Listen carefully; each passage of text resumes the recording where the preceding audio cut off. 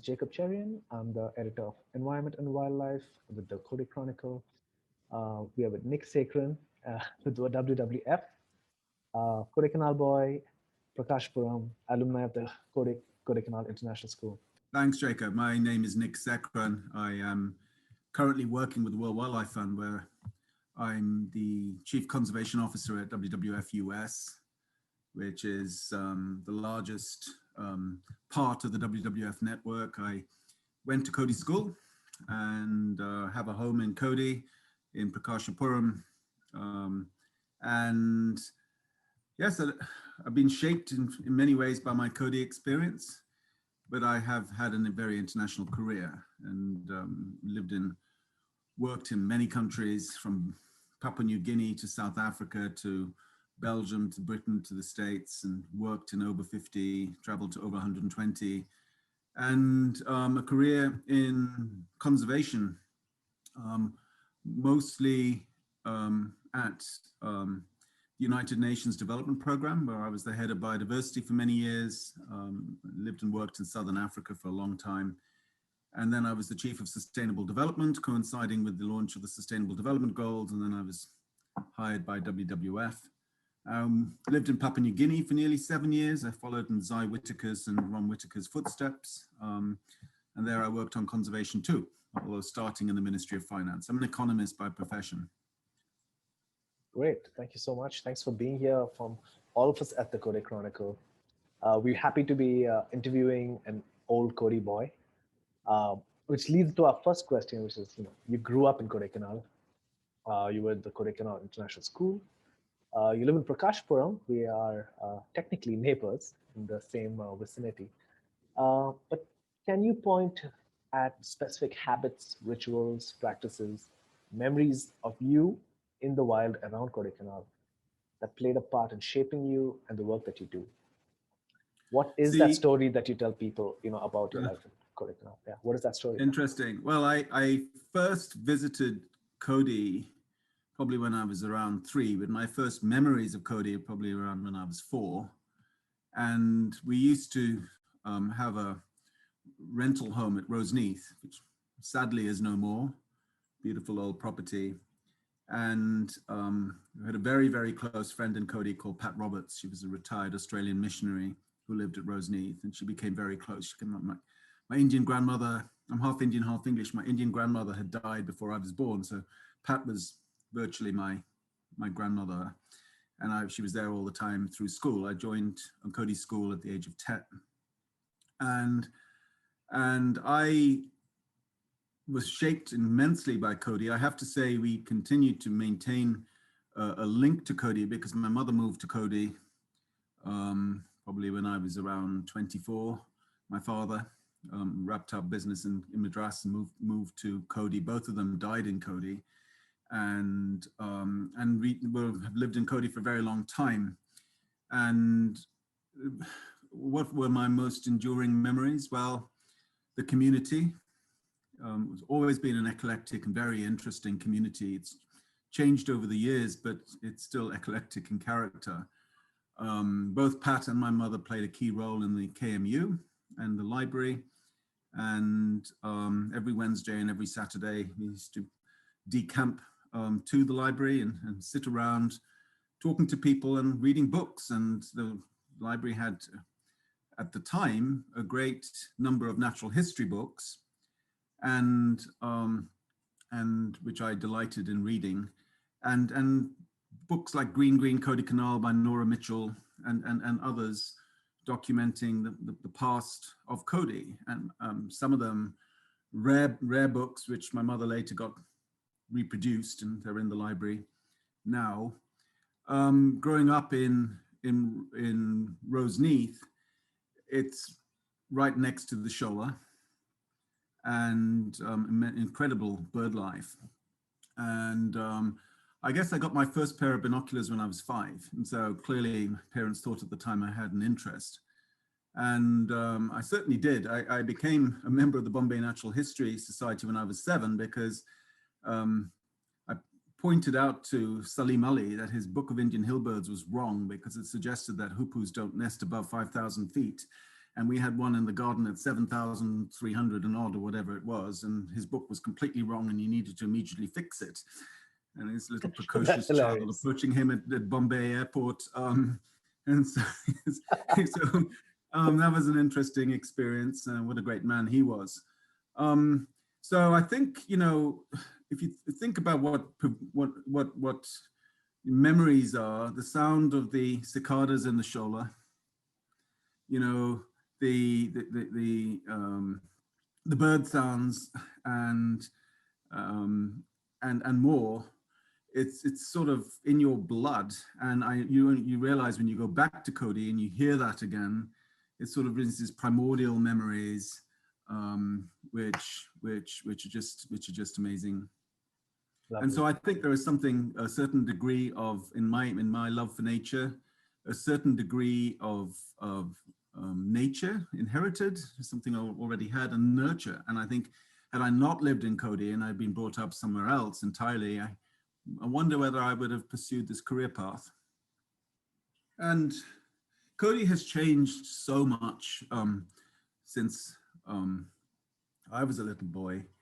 I recall, you know, when I was at school, I would walk up after a canteen, the school dance, etc., up to Roseneath, and without a care in the world. Of course, it was at a time when Kodai, you didn't have all these so many tourists, and it wasn't quite perhaps risky as a child to be walking around, because there have been incidents I know since, but you wouldn't even dream about bumping into a gaur or a wild boar. I mean, we were concerned about a leopard taking dogs, and Pat lost several of her dogs. You know, you come across the occasional python on Priest's Walk, but Kodai has changed remarkably, and I think the wildlife numbers, it's not just the gaur which have increased, but it's the samba.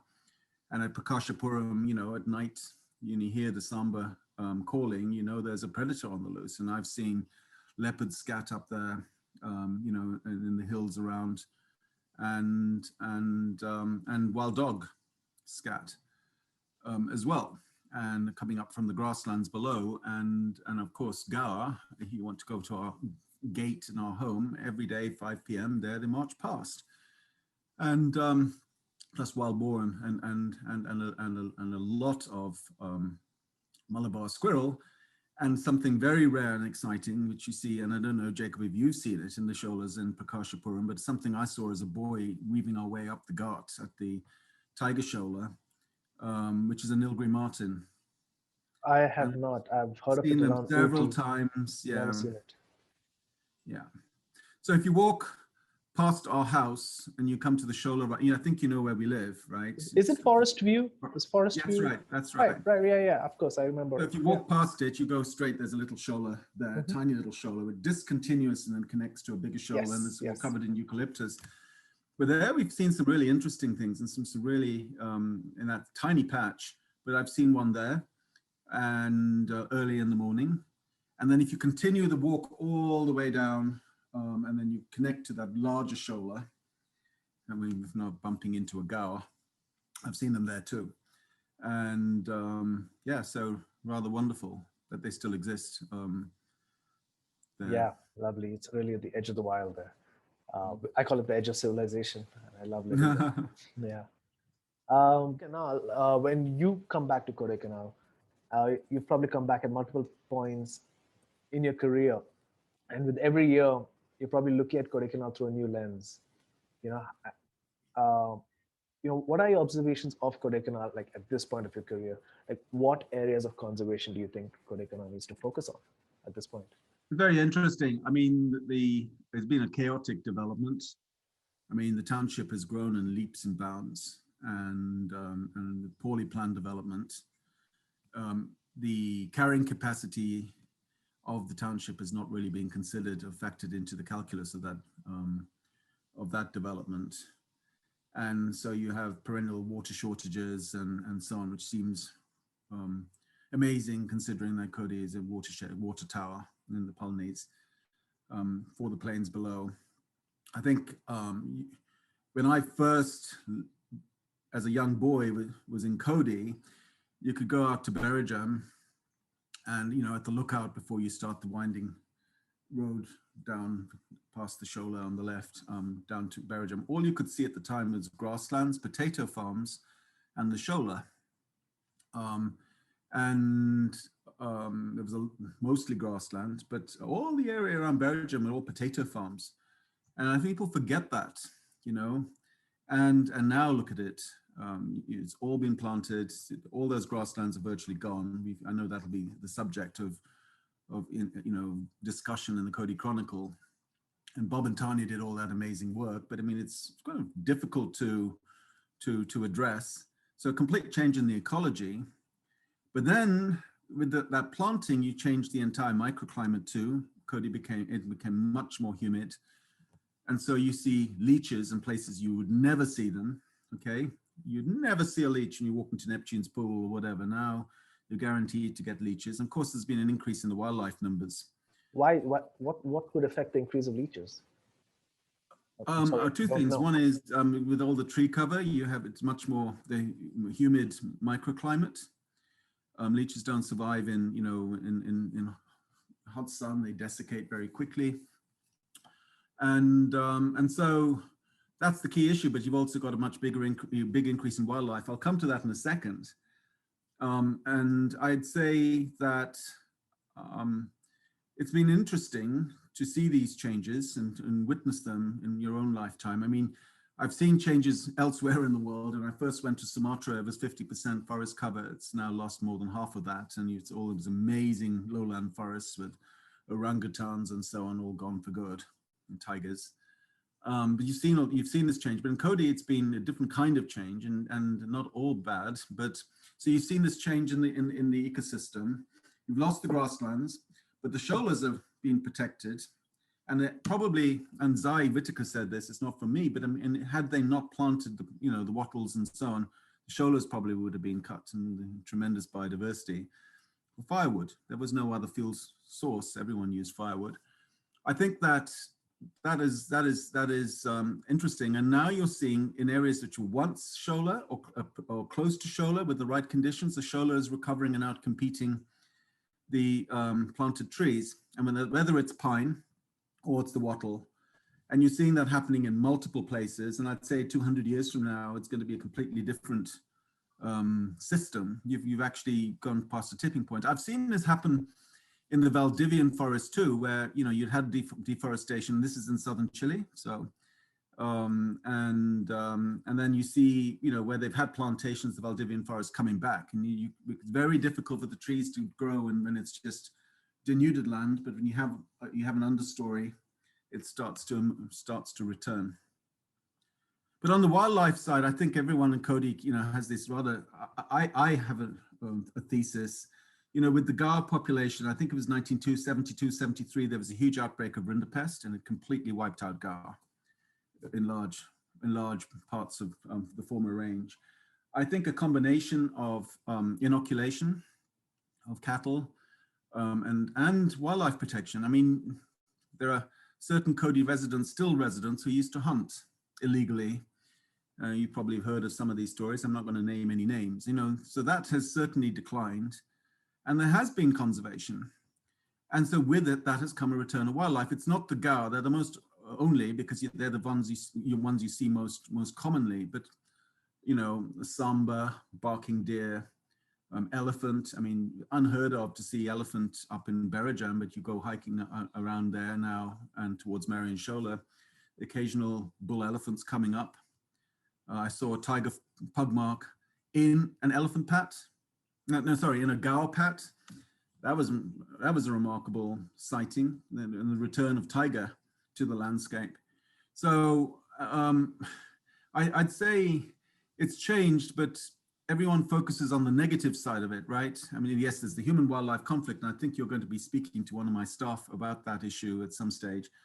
Now, I've certainly offered her that opportunity because she's just come up with a major publication on human-wildlife conflict, and I think has something to offer. But everyone sort of says, oh, it's because the people are pushing these wildlife out to the hills and they're coming into the city. And I think that's not really the case.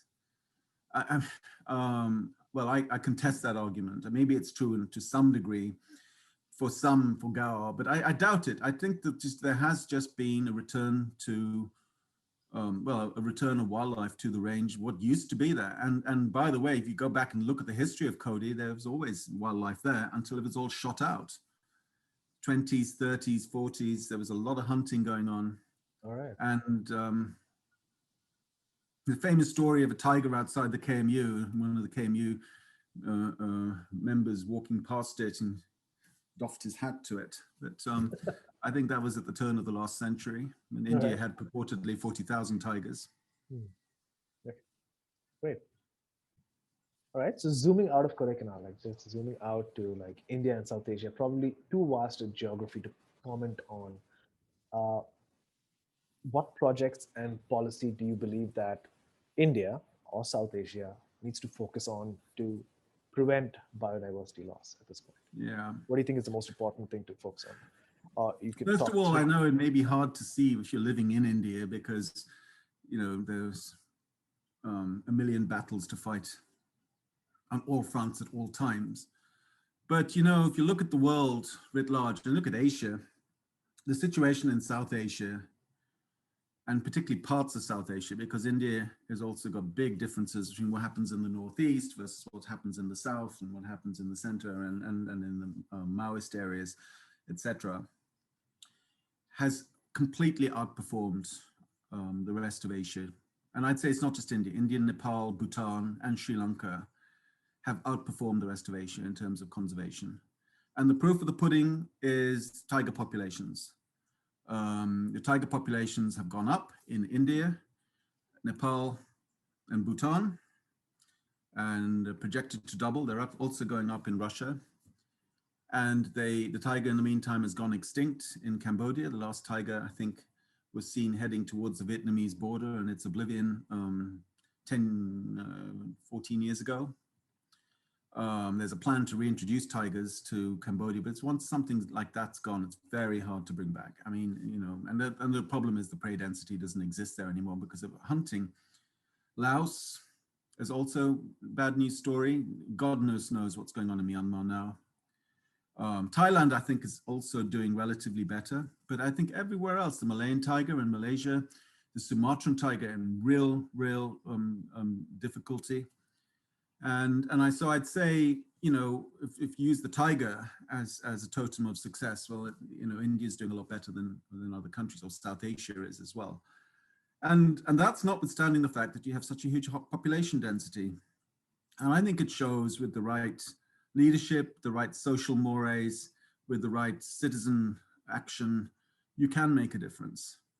And I think the fact that you and Kodai, you Jacob personally, and others, and instigators of the Kodai Chronicle, I mean, you're part of that. You're part of a broader citizens network pushing for change, and you know, and I think that's why I feel hopeful, notwithstanding all the things to despair about, but feel hopeful about India. That somehow it has institutions, sometimes better than others, and so that, you know, biodiversity will prevail. Yeah. So I hear you speaking about the tiger. It could probably be because you're looking at it through the lens of an apex predator being an indicator of biodiversity health. It could also be just because it's a superstar species. But if you were to look beyond, star species, it attracts a lot of funding. Smaller areas which attract less funding, the less sexy areas. What do you think you'd recommend conservationists to look at from your standpoint? Well, okay, look, the tiger is a sexy species and is an apex species, but just think about this. If you look at where the tiger lives today, where the tiger habitat, it also happens to be the areas that India needs most in terms of its water security, the headwaters of all of India's rivers. And if you were to lose that habitat and the tiger as its totem, if you like, the impacts on India would be calamitous. And so I know that people talk about tiger for tiger's sake. Actually, I'd suggest we don't talk about tiger for tiger's sake, but we talk about tiger for life's sake, if you like, and using water security as the determining factor. And so, so I just wanted to make that point. But I think in general, you go to different parts of India,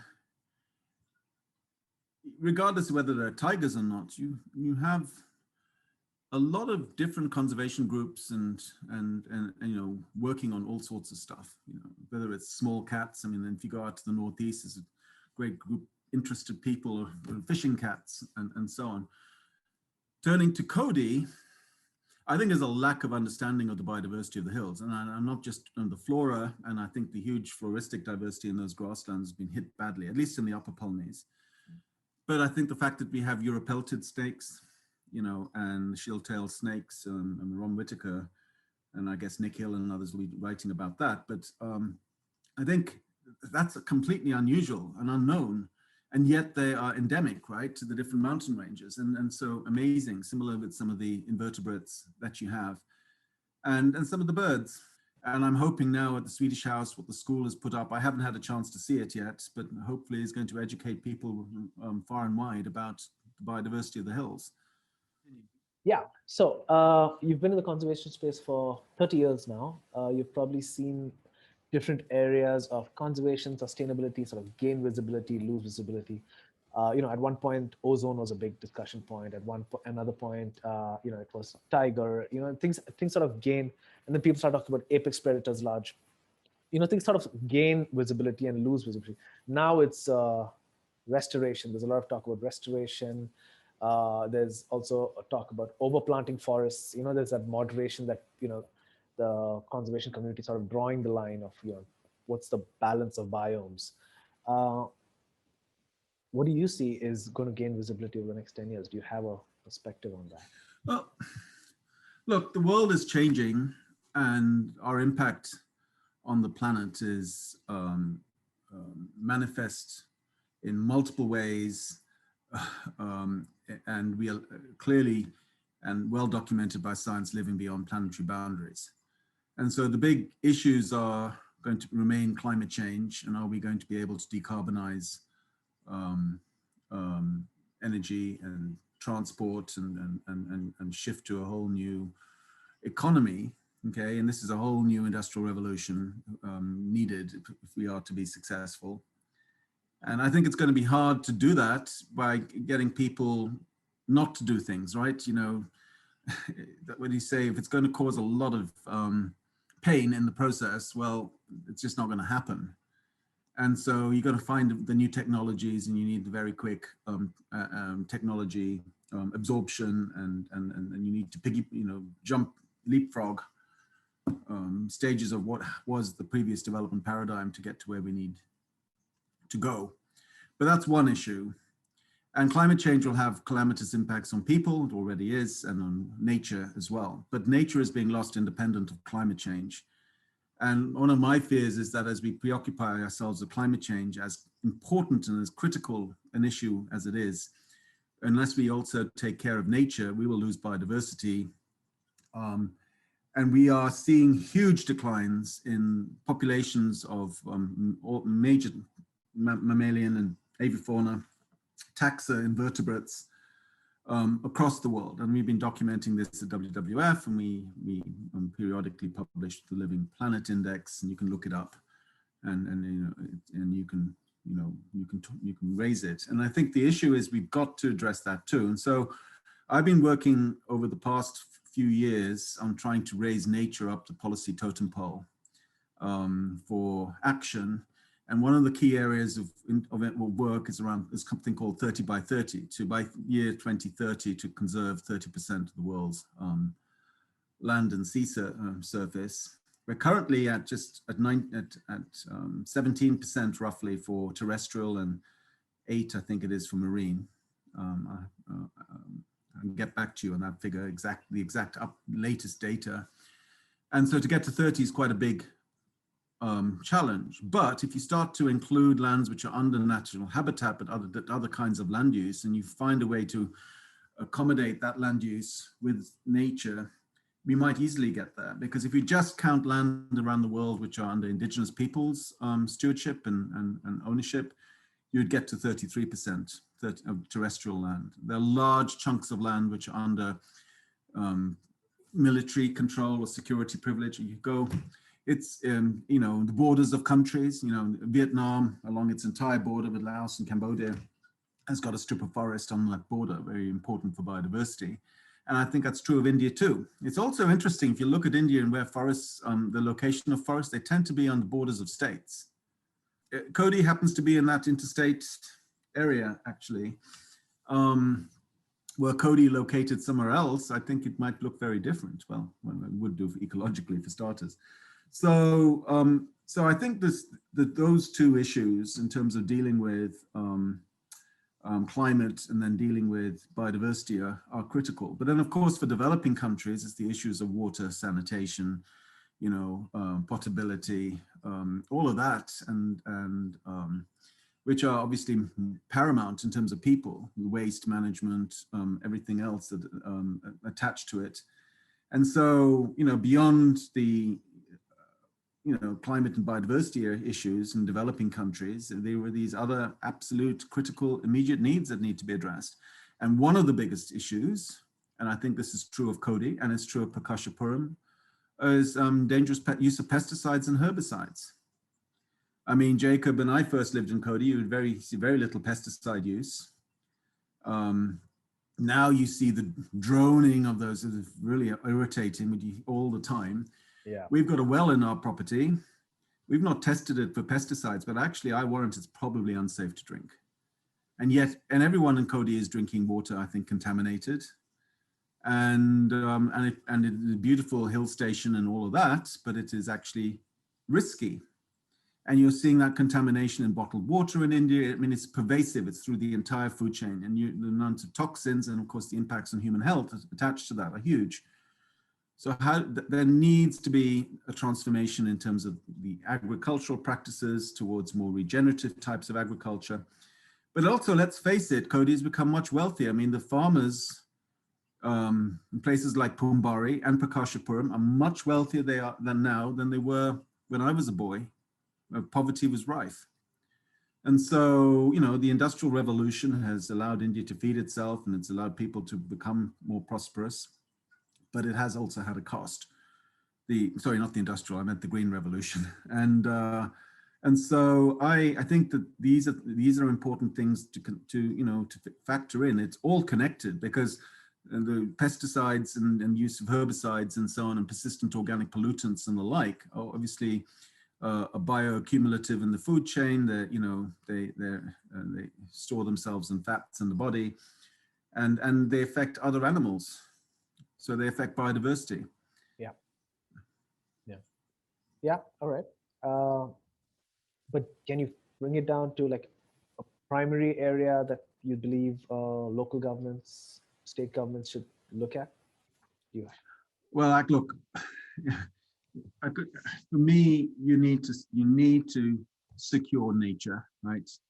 You need to ensure that nature and biodiversity and nature services are available to future generations. We saw what happened in Madras, Chennai, with the floods. Yeah. Okay, that's because all of that development in South Madras, which used to be on the old floodplains, and have all been built over without a care for the consequences. And then the floods happened, and what a shock that was.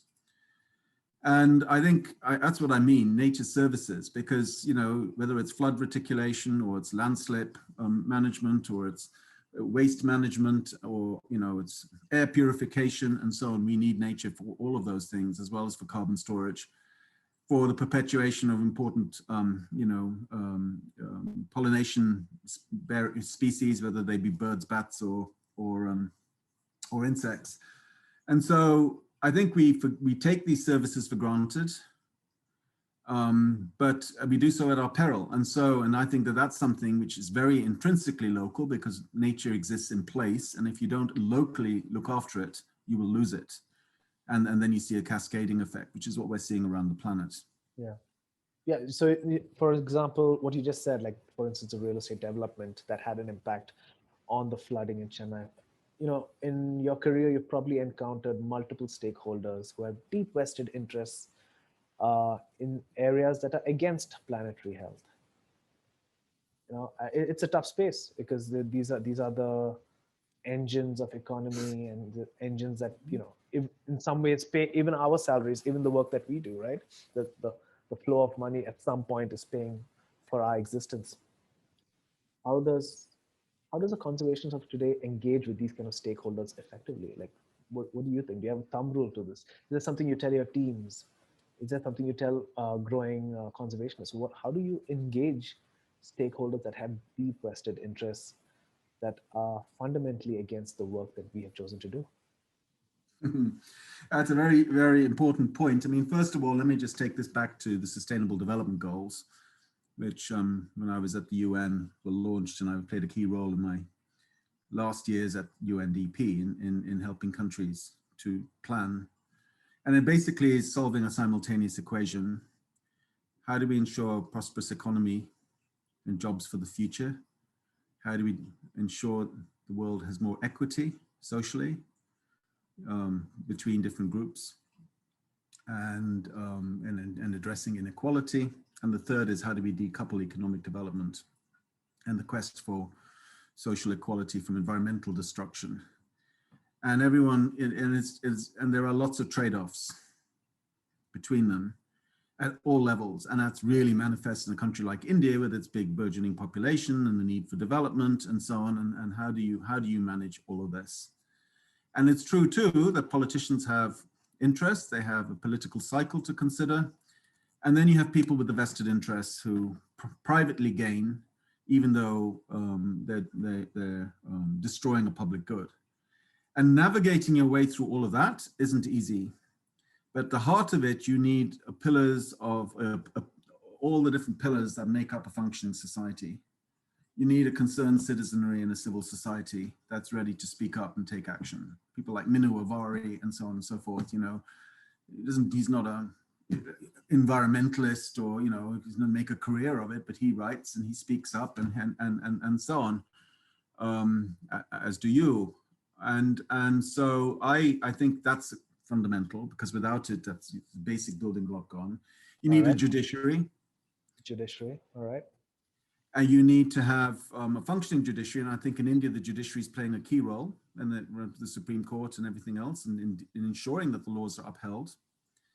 You need to have companies and corporate citizens who have drunk the Kool-Aid. And I think there are companies like Mahindra and so on in India that have done so, Tata. But I think many Indian companies and many companies in the global South have got a long way to go in this regard. But at many global level, you know, it's a badge of honor, and in order to, you know, to ensure that you take climate change and nature destruction out of your supply chains. And we're working on something which is called a task force on nature-based financial disclosure, TNFD, which will make it incumbent on financial companies to disclose when they're making investments, trillions of dollars of investment, whether or not there's a loss of nature in that investment, and to try and therefore decouple the finance from nature destruction. So that's going to be important too, the corporate citizenship. And then you're going to need government. And that government has got different levels. It's got the bureaucracy, and it's got the politicians. And, you know, notwithstanding all the issues in India and the corruption and everything else, somehow it works. And that's because you actually do have a cadre of really good public servants trying to make things happen against all the odds. And so you've got to look beyond the chaos and the day-to-day ups and downs to see why things work or why they don't. But I think those fundamentals and the interplay between them is what makes or breaks a country, and then makes or breaks your ability to solve for these really challenging problems. Yeah. All right. Okay. All right. It sounds very high, yeah, very lofty, but you've got to bring it down to a place like the Polney Hills, and you can apply that entire rubric to what's happening locally. Yeah, the microcosm, Kodaikanal. Yeah. Mm-hmm. So let's just talk about self-care and eco-anxiety, right? And you know, working with a number of young activists, environmentalists, conservationists, eco-anxiety is increasingly real. It's you know, counselors are speaking about this a lot more. And you know, as someone who has been is further along in this journey of conservation, I'm going to ask you a personal question. Have you felt optimism exhaustion, compassion exhaustion? Do you remember a moment you're like, why am I doing this? Is this worth it? you know, Mm. and I want you to just think back at that moment and take a minute, just tell us about what that moment was, if it was, and how do you protect yourself from compassion exhaustion? I have an amazing ability to remake myself. And it's called sleep. And I wake up in the morning, and if I've been depressed the day before, I usually wake up optimistic in a brand new world and ready to charge ahead. I think that you've got to have that spirit of optimism and can do, because otherwise you'll never do anything. And you say, well, hope was the last thing that came out of Pandora's box. I mean, you've got to have that hope. And I know well, things that I fought for, which were later lost, and it was horribly dispiriting. I remember the fires in East Borneo, Kalimantan, Timur, and Kutai National Park, which was one of the highest tree species diversity of any park in the world. It's a dry dipterocarp forest, and watching that, visiting it, firstly, and tracking orangutans and spending a long time there and seeing amazing Bornean wildlife, and then visiting it during the huge fires in the late 90s and watching it, and charred orangutans, and so watching it go, and to know that those fires were deliberately set with a view to, by local corrupt vested interests, who made it easier if you moved into the park and cleared it to get utilities than if you lived outside it. And it has been largely lost. And I think you can look at that, and I can look at my career through a lens of those sorts of losses and feel despair. Or you can look at it through the lens of the successes. And I was just this morning, before speaking to you, on a 2-hour call with the Bhutanese government, where we have a big fund to protect Bhutan's natural areas, still largely under, forest. And I think there's huge progress, and notwithstanding the fact that there are big challenges. And in Bhutan, there's very little arable land, but down in the lowlands and where there is arable land, 70% of the crops of some smallholders were already poor, are lost to human animal, to wildlife predation, wild boars in particular. Somehow the Buddhist mentality allows wildlife to persist, or certainly the Bhutanese version of Buddhist mentality. It's not true of all Buddhist countries.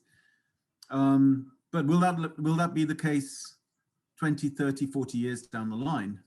And that's when talk to young people today, is that it's their job to pick up the mantle and carry it forward, to ensure that the new generations are going to have the same preoccupation and concerns that this generation in Bhutan has, and that these policies persist, because you could well see that people tire of them and they want something else, and then you see that's when the loss will happen. And so this has to be an intergenerational marathon, relay, sorry, and we pass the baton. And we need the next generation of leaders to come up and to carry the torch. And that's a metaphor for the Olympics, which are happening as we speak, but you'd see what I mean. And so I don't have a lot of time for people who sit around and despair and get cynical and blame everyone else and everything else. So what are you doing about it? But that's Yeah, just me. yeah.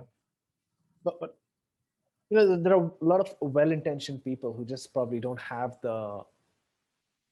um, the mental training or just the exposure to be able to take care of themselves in a way that could keep them more productive. And sometimes just a few daily practices, rituals. You mentioned sleep. Like, do you have a thumb rule for sleep? Do you have a thumb rule for phone usage? Do what are those things that you believe keeps you sane in this kind of work? Well, I usually have a pilgrimage once a year to nature and try to get as far off the beaten track and away from people. And, I lived and worked in Africa. We have a house in South Africa, and there's nothing I love more than going to the middle of the Central Kalahari Game Reserve and camping wild with lions and everything else, because And that is a complete cleansing of the soul. It's just wonderful. You've got each person going to need to do different things. Mindfulness works for some. I tend not to be a very mindful person. I'm very busy and constantly darting from thing to thing. But I do try to ensure I sleep. And I have tried to live in places which have got nature. And in South Africa, we have the Biosphere Reserve. At Kodai, we have Kodai, in Prakashapuram, and right at the nice part of Prakashapuram, close to the Shola. And here in Washington, D.C., I live in a 2-acre plot, lots of trees, and a short walk away from the house, a stream through a local park, which connects into the Potomac River, and we've seen otter scat in the stream. So, this is the sort of things, the constant connection to nature. As I sit talking to you, I've got these cigar plants, Mexican kufia, which the hummingbirds love to feed from, and I'm watching a hummingbird feed as I speak to you right now. Wow, this is what that's amazing. This is what it's this morning here. So, and the hummingbirds, of course, they're migratory. So these little feisty little birds, they come out, they feed. They don't like being in groups, but anyway, they're in our garden, and it just gives you happiness. Every now and then a fox will walk past. That's the small things, small pleasures. They keep you going and they sustain me. And each one has to find their own, their own nirvana in that context. Right. Some believe that the climate issue can be treated with the same urgency as the pandemic was. We had the whole world come together and work on one problem together, right? It's not yet solved completely, but you have the planet coming together. What do you believe that we can learn from this as humans on dealing with a singular problem? How do we put that into action to fight climate change as one single problem? Jacob, I don't know whether we have learned yet from this pandemic, because we've been talking about the risk of pandemics for a long time. Maybe this is worthy of a whole another conversation, because we've been doing a lot of work in WWF around the genesis of zoonotic disease spillovers, which have been, and the number of disease spillovers have increased, and they're around 2 or 3 a year. And we've been waiting for the big one. As difficult as COVID-19 has been, it is not the big one. Wow, that is not encouraging. Yeah. Yeah, well, because I think if you had a disease with even bigger rates of mortality, where combined with what you see in COVID-19, which is easy transmission before someone is evidently ill, you would have a real problem. And so if you were to make it like an Ebola with the characteristics of transmission of COVID, and that might well happen.